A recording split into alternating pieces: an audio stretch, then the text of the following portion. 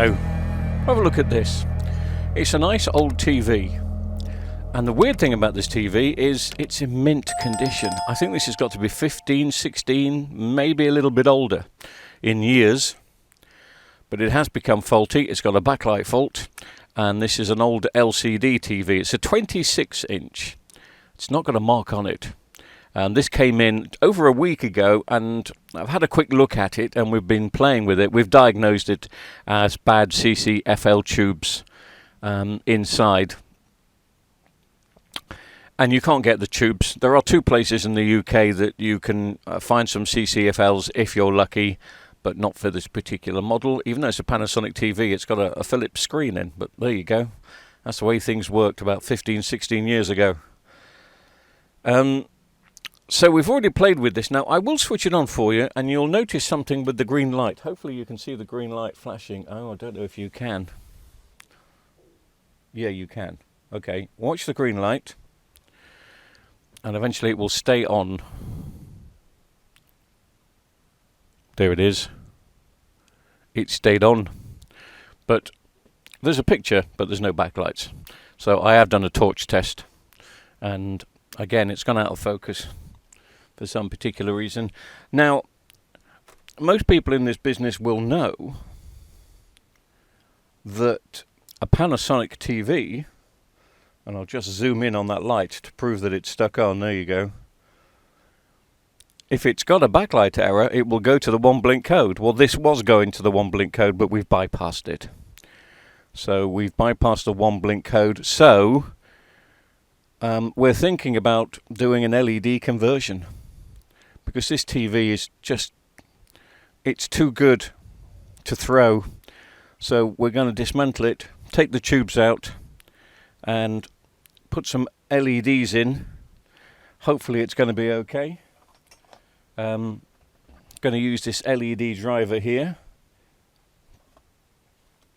which just connects to the 240 volt mains. The only difference will be that you won't be able to control the brightness of the backlights as you normally can. You can using some LED drivers, and if I modified this you could, but the owner's not going to be bothered about that. We just want to see if we can get a decent picture. So now we've stopped it going into its 1-blink code, it means we can just stick some LEDs in there. And that's going to be the plan. What should all go wrong? So the first and obvious thing we're going to do is stick in some brand new backlights. It wouldn't be worth sticking in second-hand backlights. That would defeat the object. So we're going to put some brand new LEDs in. I'm just looking at a formation which will give the screen the best kind of picture quality. And after doing some tests, it just turns out that 4 strips of 5, so 20 LEDs, 3 volt, these are 3 volt LEDs, 1 watt, is absolutely plenty. So I've wired the strips in, ready to go. I've wired them in 2 separate connections there, so there's a top section and a bottom section, only for the testing part, which we're doing here. The plan will be to get a transformer that is powerful enough to do them both, but I've only got small transformers here, which are powerful enough just to do kind of 8 LEDs at a time.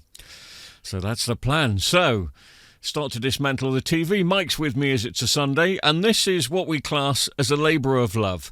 Now, the length of this video when finished is possibly going to be something around, I don't know, the half-an-hour mark. I'll try and keep it to that if possible. Otherwise, I know you lose interest. But if I were to do no edits on this video, so from start to finish, we'd be looking at something like 9.5 hours. 9.5 hours of labour went into this non-stop, and it was done over 10 days because I still had to wait for some parts to come in. But this is the beginning bit. This is day 1. This is me and Mike dismantling the TV. Remember, we've got to take out the old CCFL fluorescent tube lights. We've got to make space for the new LEDs. We've got to put a new transformer in. We've got to take out the old transformer or the old inverter board. And we've also got to trick the TV, because the TV will think, without the tubes, of course, like it's thinking at the moment because the tubes are faulty, that there is an issue and it goes into its 1-blink code. So we have to bypass that error code which is quite easy to do. There is just a wire that you short to ground using a 1 ohm resistor, and so it permanently thinks it's got a feed then, so it doesn't go into the 1 blink code. So that's simple enough. The trickiest thing, of course, is the way these TVs were built years ago. It's not like a modern LED TV. There's more structure to it. There's more fixtures, there's more fittings, there's more metal, there's more screws, which equals a little bit more time. So I'm going to play some music. Just watch Mike and I dismantle the TV bit by bit. Some bits will be sped up, of course, because we've got to rush through this. But do bear in mind, this was a labour of love. If we charged by the hour, this would possibly be £1,000 job. I don't know, possibly. But the TV was too much of a good condition, and the customer was just a really nice bloke. And the thought of this TV going to the recycling centre kind of broke my heart, because it was, as I say, mint condition. It was just in brand new condition. It doesn't really come across on the video, because I think we're shooting the video, not really thinking about making the video for the YouTube. And I think we're shooting it in standard definition, maybe a little bit of 720 high definition, but it's not in 4K, but it'll give you the idea of what we had to do. So there's lots of awful background music, and I'm not going to keep waffling on because it goes on forever, but you'll get to see what we're trying to do. Basically, take the screen apart, take out the old tubes, put in the new LEDs, put in the new transformer, wire it up so it works, and then test it.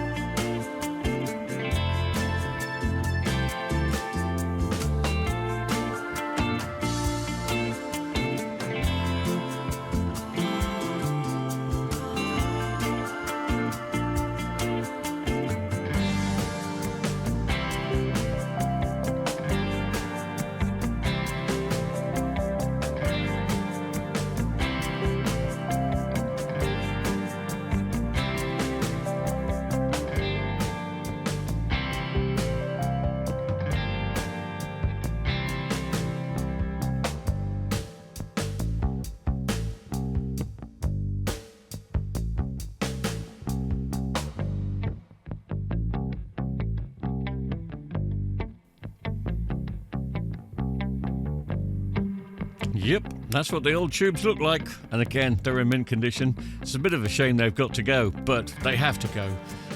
Because once they fail, you can't buy them. And it's down to the recycling centre. So they've got to go, and new LEDs have got to go in.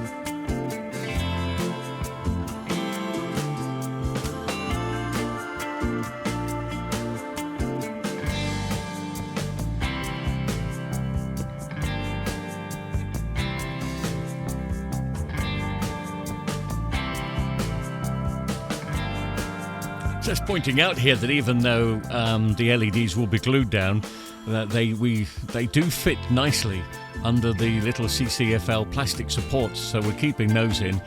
Again, it'll just help to keep everything nice, neat and supported where needed.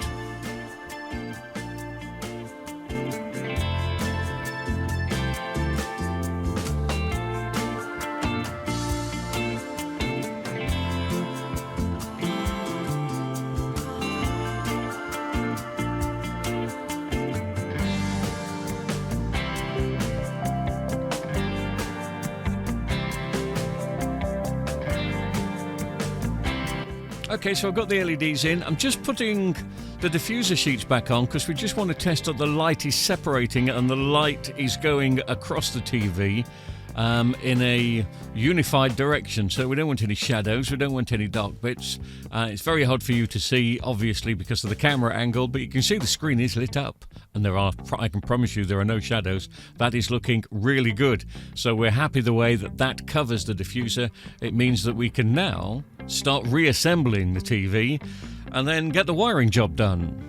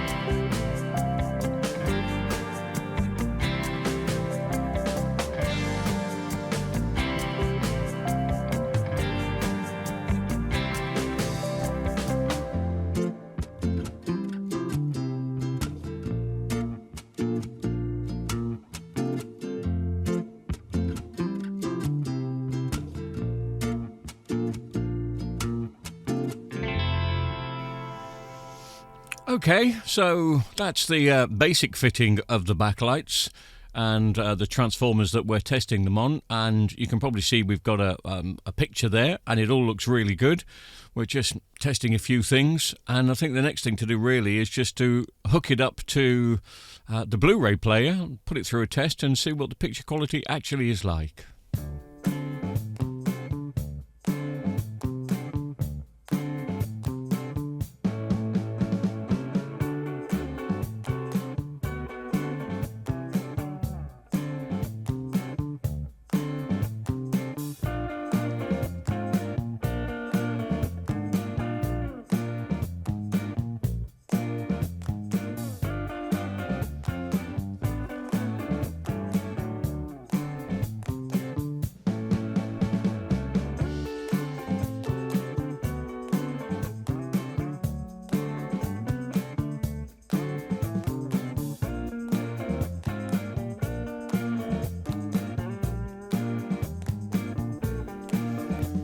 So it all seems good. In fact, I have to say that the LED picture is much better than the tube picture. There is a noticeable difference, and it's covering a wider area, so the picture quality is absolutely great. What we're just testing now is just making sure that the right voltage is there, the right current is there, to make sure it doesn't go back into its one blink code, because we're tricking it into thinking it's still an LCD television with tubes when technically it's an LED television, but that all seems to be fine. We're not sure what to do about how the backlights come on, because the way we've got it at the moment, the backlights are just plugged into a separate 13 amp socket connected to the transformers. And testing the circuitry here, the best switched way to get the backlights on, the new backlights, is just by making a connection to the switched part of the mains, because you'll notice there's a main switch on the right hand side of Panasonic's. Most Panasonics have a main on-off 240 volt switch. And I think my plan will be when I actually put the wiring back together, which is going to be in a couple of weeks' time yet, because we just wanted to test that this can work on the two testing transformers. I want to get one LED transformer that can handle the whole circuit. We thought about sticking a relay in. We thought about connecting it up to the main board so you can dim and brighten up the backlights, but the gentleman that owns this set has admitted that he switches off the TV at the switch every night. So without going to extra time and trouble and expense, and it's been those three things already, I think the backlights will be fine just wiring them up to the switch on the mains.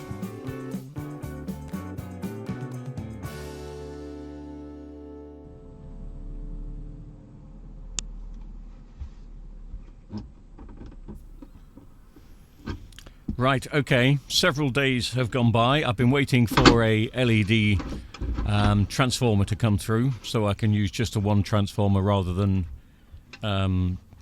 two of them. So it's time to take the back off the TV, and I'm going to find where the switched part is of the 240 volts. Well, it's quite easily to find out where the switched part is. It's going to be on the bridge rectifier. So I'm going to be soldering a mains lead to the input of the bridge rectifier, and I will take that to the transformer, stick a separate fuse on it as well, and that way the backlights will always come on when you switch the TV on by the switch. Now, if you switch the TV off by the standby, the television will go off, but the backlights will stay on. We did talk about sticking a relay to switch them off as well when it goes into standby, but the customer's very happy because he always switches the TV off by the switch. Remember, this is a customer set. The idea of this is we're stopping it being landfill, because it would be, because the parts that we need are not available anymore in 2024. They've not been available for a decade, to be honest. At best, we may have got some second-hand parts, but how long was that going to last? Not very long. So this is why we're doing the LED conversion. So I'm just putting in a mains lead to this transformer. You can see this transformer has already got a mains lead connected to it. Not much of a one, but it's got a little one, about 8 inches. But I'm going to take that off because I don't want to keep making soldered connections here, there and anywhere when you don't have to. So I will make sure this is directly wired in from the switched AC from the bridge rectifier. That means whenever that switch is switched on, it will power the board, the TV to stand by, but it will put the backlights on.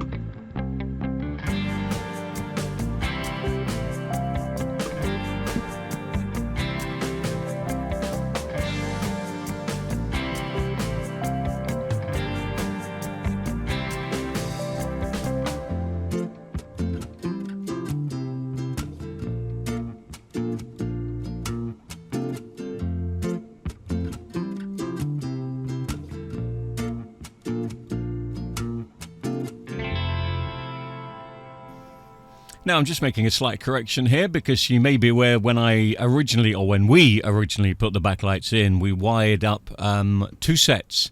So there were 2 feeds coming into the TV because we had 2 transformers. But I didn't really want 2 transformers. One would be fine, and this is the one that's arrived. So I'm just wiring up the backlights so we can have it wired up to 1 transformer rather than 2. And then using some of the screws that went with the original driver board. This is the original backlight driver board, of course, for the CCFLs. I can screw this transformer down, keep everything nice and neat, and hopefully that will power it up. It is going to have a separate fuse on there, which you can possibly see on the top left-hand corner of the power board. I've already wired that in, and that's in position there. It's just a basic, it could have been a 2 amp or 3 amp fuse that I stuck on there just for the transformer, which is more than capable enough of keeping the transformer safe anyway, because there's no fuse inside the transformer. You would have thought there'd have been some sort of switch on the circuit board, but oh no, they're not made that way. But if you have a look on the top left hand side, in fact I'll just get a little arrow here and you can see that that's exactly where I'm talking about. So that is where the fuse is.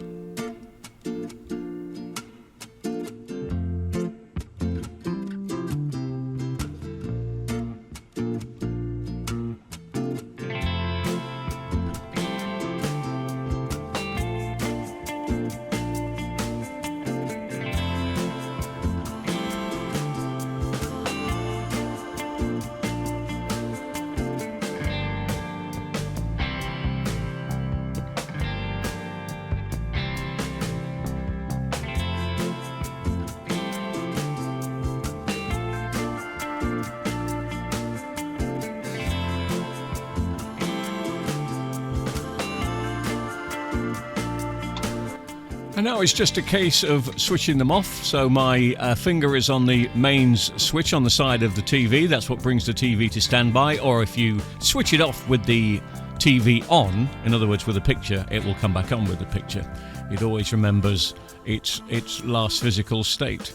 And that's working fine. The on-off for the backlights is okay. All I need to do now is just tidy up the wires and make sure everything looks as neat as tidy as it possibly can. And then give it a test, run it through the HDMIs, make sure they're okay.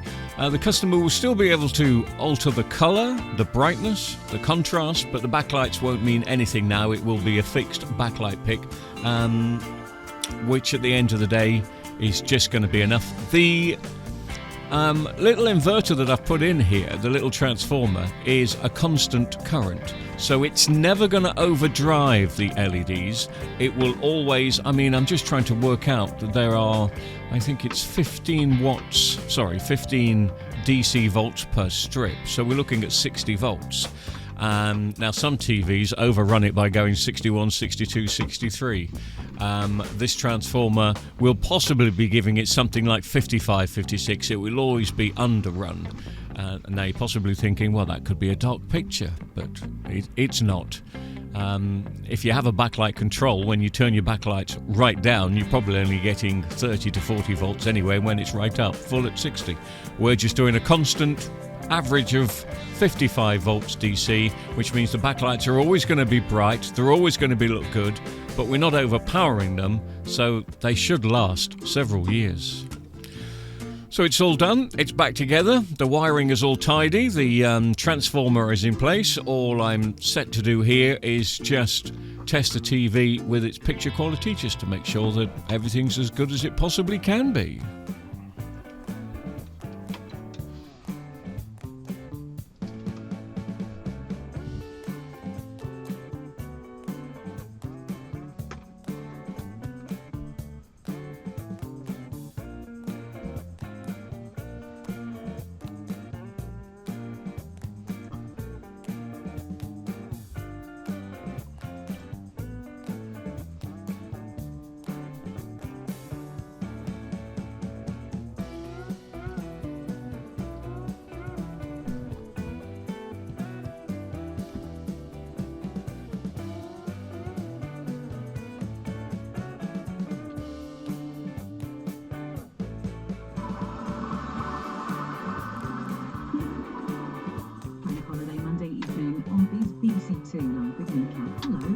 Now we return to Sheffield to find out who has the mettle to take the title. The Snooker World Championship Final 2020.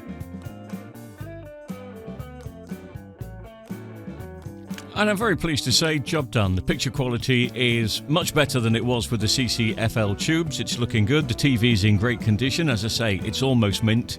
And now it's working again and can be used for several years. So that's the conversion done. It's a long one, but it was a labour of love and happy to do it. Thanks for watching.